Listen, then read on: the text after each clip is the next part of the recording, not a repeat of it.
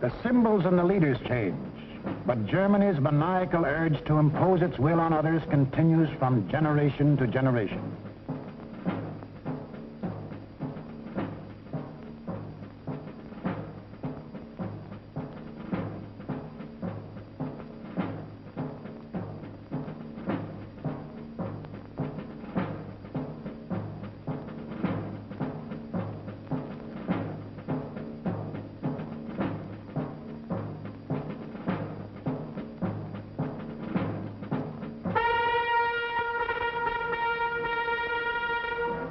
In the last 75 years, this madness has cost the world more than 20 million killed, more than 60 million wounded, more than 200 million made homeless. This does not include the untold millions that died of disease resulting from war, or the billions upon billions of dollars worth of property destroyed.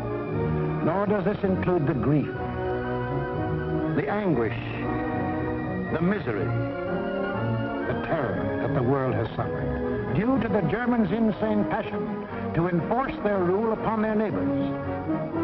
This passion for conquest reached its hysterical climax when Adolf Hitler enthroned himself as God and the German Führer.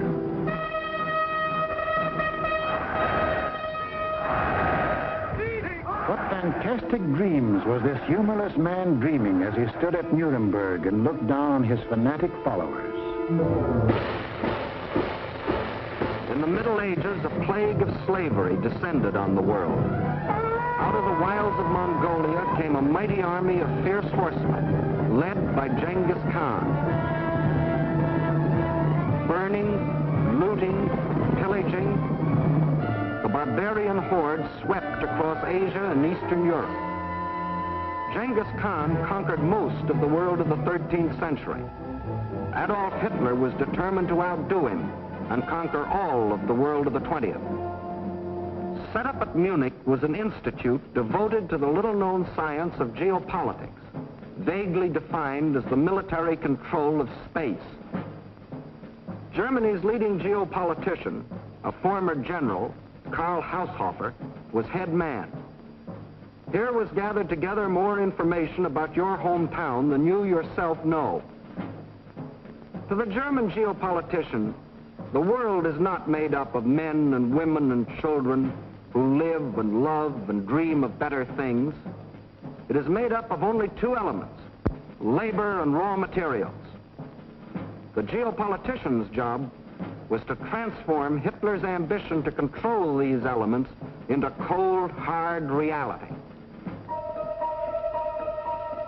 On their map, our planet is neatly divided into land and water. Water forms 3/4 of the Earth's surface, land only 1/4. And in that 1/4 of the Earth's surface lies the world's wealth, all its natural resources.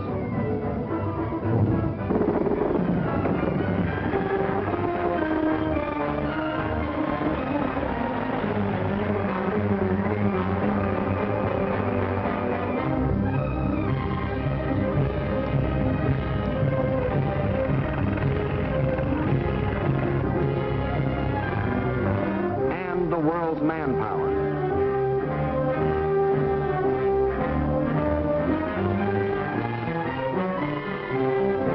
Control the land and you control the world. That was Hitler's theory. This all-important land, the geopoliticians now break up into two areas. One, the Western Hemisphere, which, together with Australia and all the islands of the world, including Japan, comprises 1/3 of the land area. The other area, which consists of Europe, Asia, and Africa, makes up the other 2/3. This supercontinent, which they call the World Island, is not only twice as large as the rest of the land area, but also includes 7/8 of the world's population. The heart of this world island comprises Eastern Europe and most of Asia. This they call the Heartland, which just about coincides with the old empire of Genghis Khan. Hitler's step-by-step plan for world conquest can be summarized this way. Conquer Eastern Europe, and you dominate the Heartland. Conquer the Heartland, and you dominate the World Island. Conquer the World Island, and you dominate the world. That was the dream in Hitler's mind as he stood at Nuremberg. Hitler, Sieg Heil! Sieg Heil! With pagan pageantry, the district leaders from all over Germany swore personal allegiance to him, hypnotized with the belief that they were members of a master race.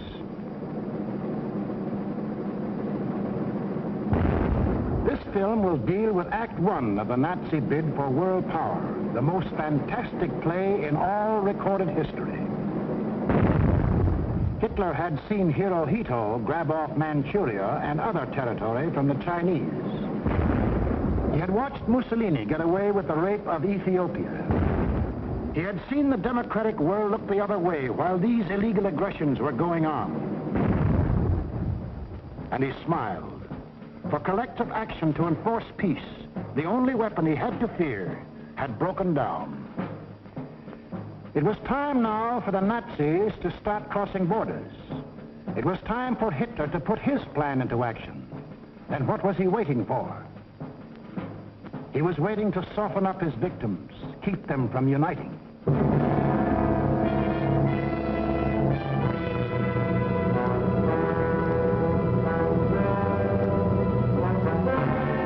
For the softening up process, he sent his agents all over the world disguised as tourists, students, and commercial travelers. Payoff men like Ribbentrop came too, to bribe, threaten, and form local fascist parties such as de Grelle and his Rexist party in Belgium, Henlein in Czechoslovakia, Seyss-Inquart and his National Socialists in Austria.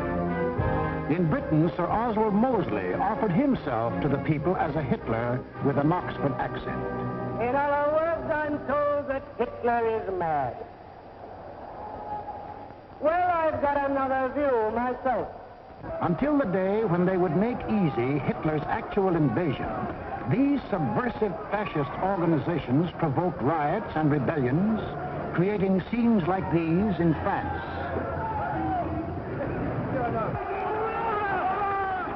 Scenes like these in Belgium.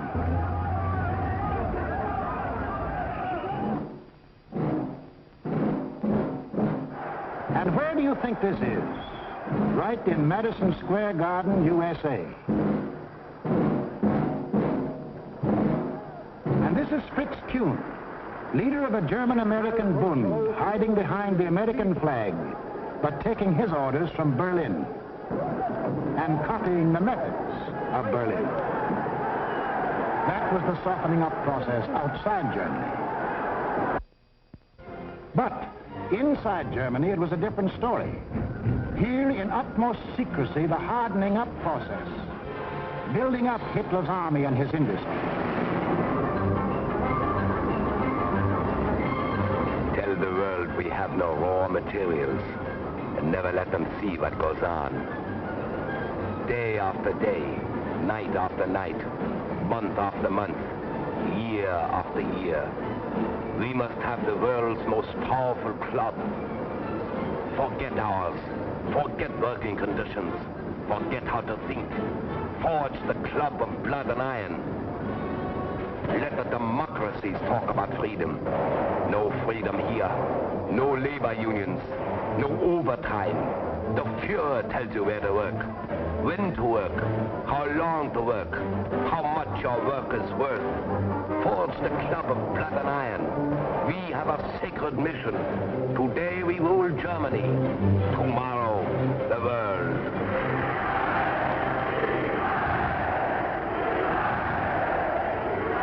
And for those who don't like it, you don't eat. Or you disappear into a concentration camp. Or you get this. And this is the man who gives it to you.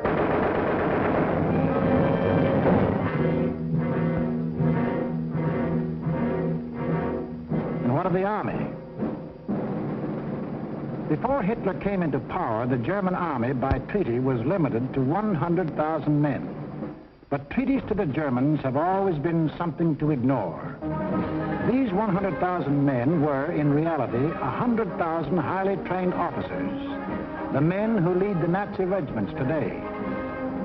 But Hitler didn't merely ignore the treaty. He tore it up, and in 1935 ordered national conscription.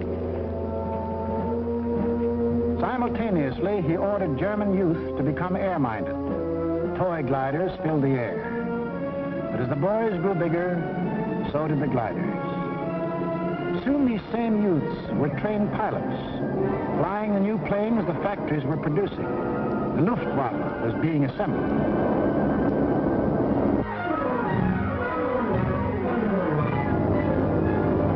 The only thing old about this new army was the goose step. And even Hitler couldn't improve on that ancient German form of torture, designed to make man stop thinking and blindly obey. Goose-step them until they become as insensible as weapons.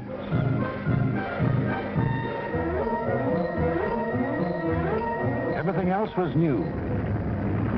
Tanks, motorized equipment, and one of our own inventions, the dive bomber. This rearmament was strictly illegal, according to the Versailles Treaty.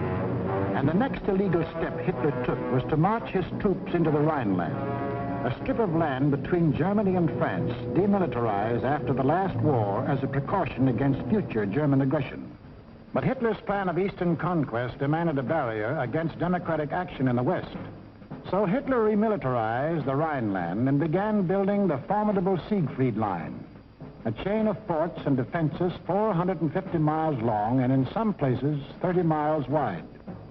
Germany had fought one two-front war and didn't want another.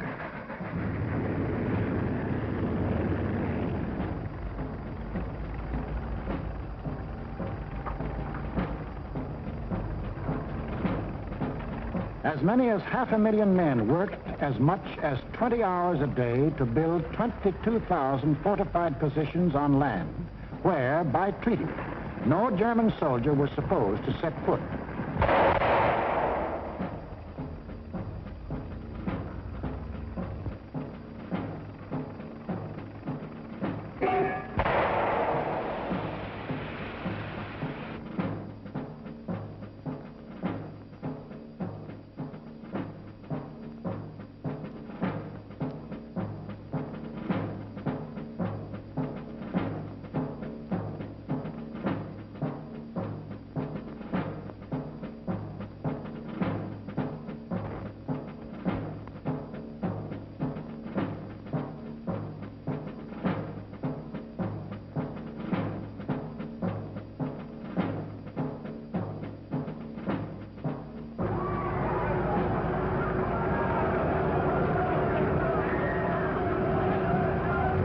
Hitler had his Siegfried Line.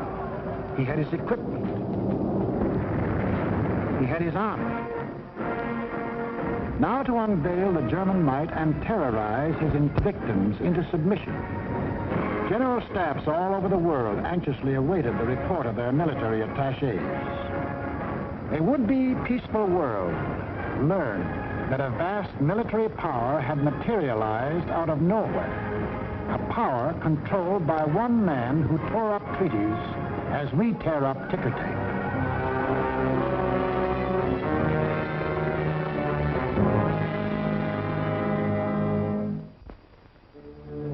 Satisfied they had created the right sense of fear in the world, the Nazi leaders were now ready to strike.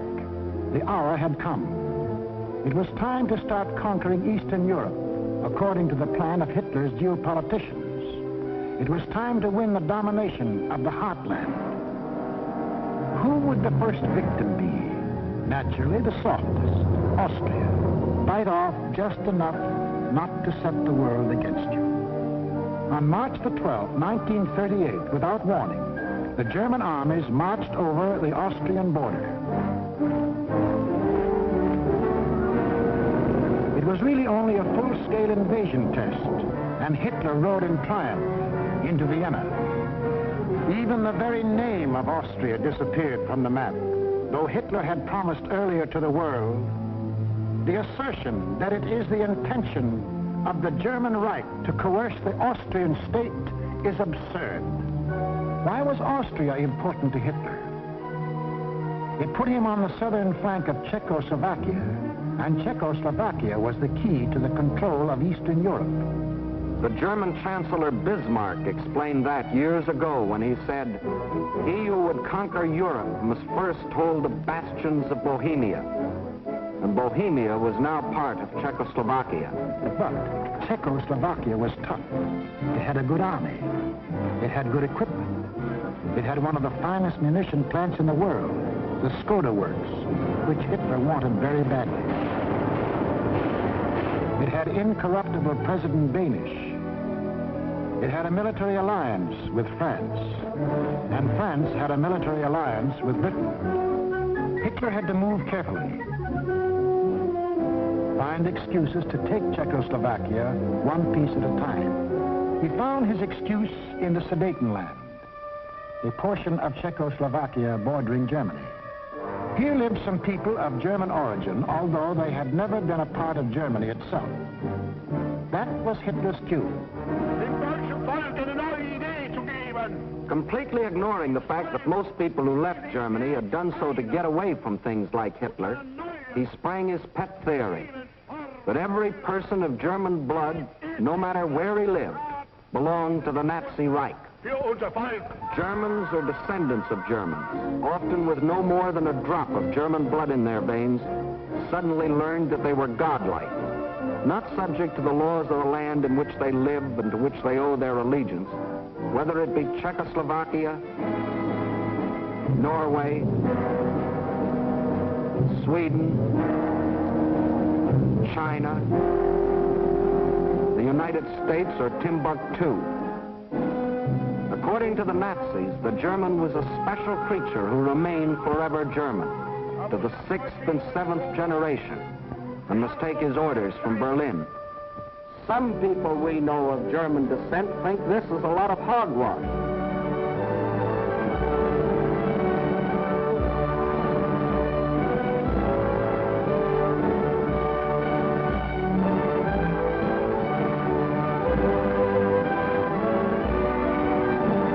Including 15% of any group like this.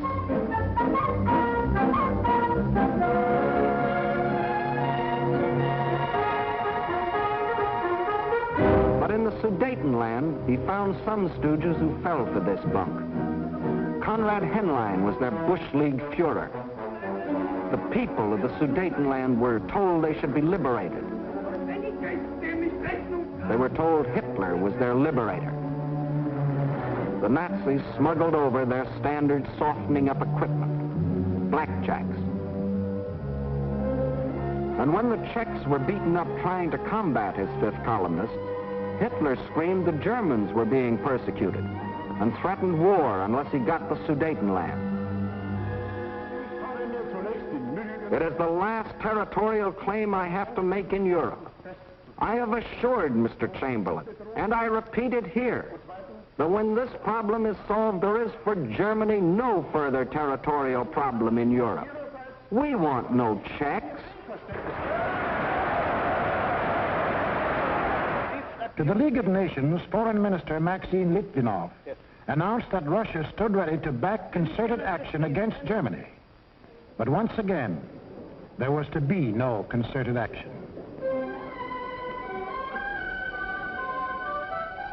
The Czechs mobilized and closed their borders.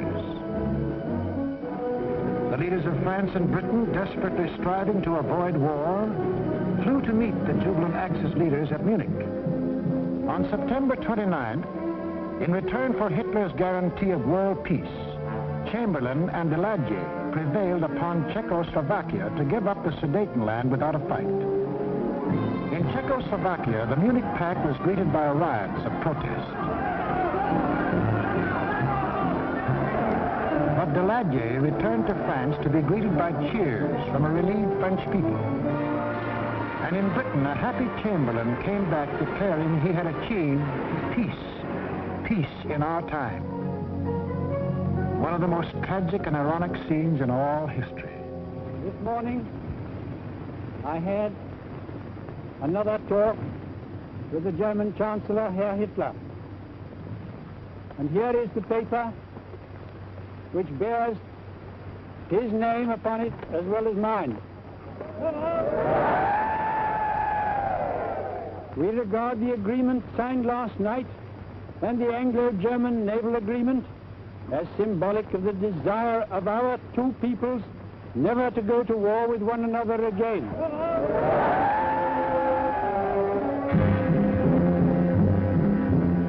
Peace. It wasn't peace. The Nazis hadn't merely got 3 million more souls under the German flag. By taking the Sudetenland, they had made Czechoslovakia defenseless. For in this territory lay the natural defenses, the mountain ranges, and a defensive line of forts, considered even stronger than the Maginot Line. Without these fortifications, Czechoslovakia was disarmed, a ripe plum ready to fall into Hitler's lap.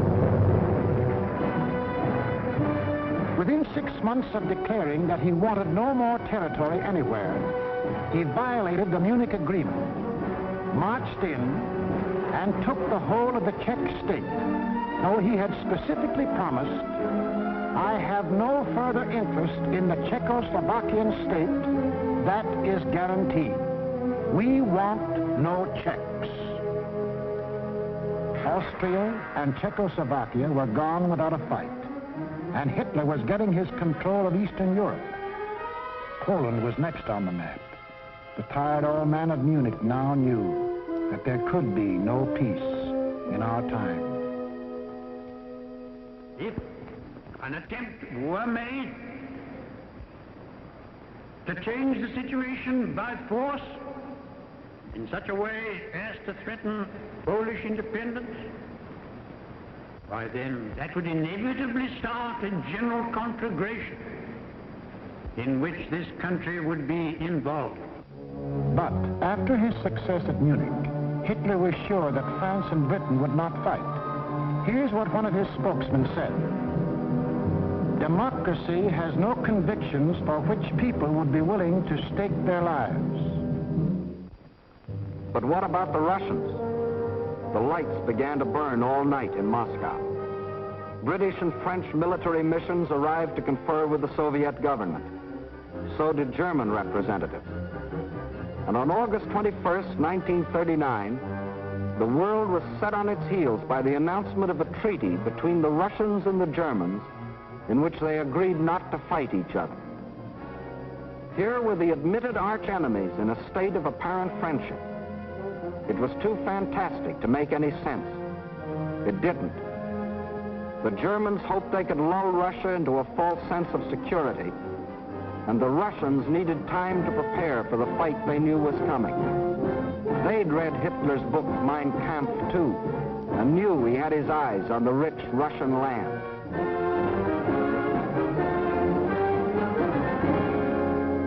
Confident that Russia was safely pigeonholed and that the democracies would not fight, the Nazis started singing their favorite theme song, that all people of German blood belonged to them, and picked Danzig as their excuse for the gobbling up of Poland. Danzig, a free city, self-governing under the League of Nations, was an important seaport at the head of the Polish corridor, Poland's access to the sea. The same old softening up process had gone on here. Local stooges, armed by Germany, began to terrorize the city. Hitler demanded Danzig and the Polish corridor, or else. The people of Poland prepared for the inevitable. Although they knew Britain and France had guaranteed their borders, they also knew those countries were a long way off.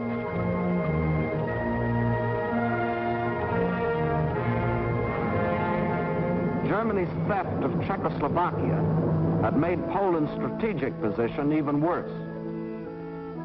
Except for the Carpathian Mountains, Poland is relatively flat and low-lying. The Vistula is the Mississippi of Poland. It is broad, muddy, and unfordable for most of its length.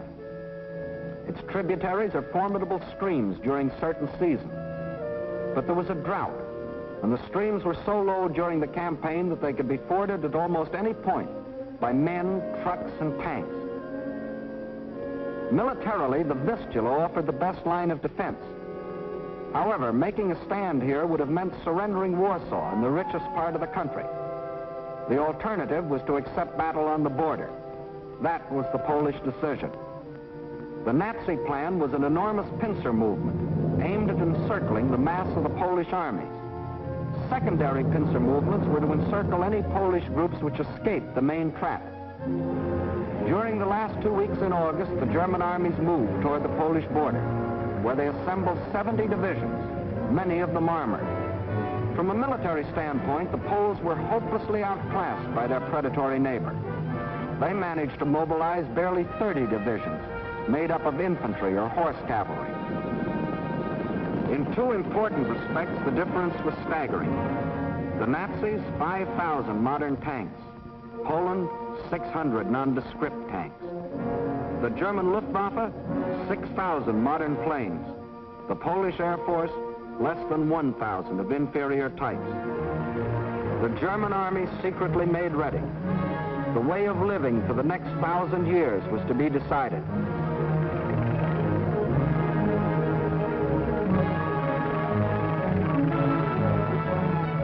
The fire that had begun in Manchuria and spread through China and Ethiopia and Spain would now blaze around the world. This man made that decision. War. Precisely at dawn on September 1st, without warning.